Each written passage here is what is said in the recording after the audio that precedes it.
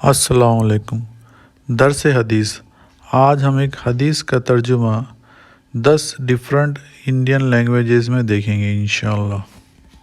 اذا عملت سیئۃ فاتبعھا حسنۃ تمحوھا، معنی جب تم سے کوئی گناہ ہو جائے تو فوراً ہی کوئی نیکی کر لیا کرو، یہ نیکی اس گناہ کو مٹا دیں گی۔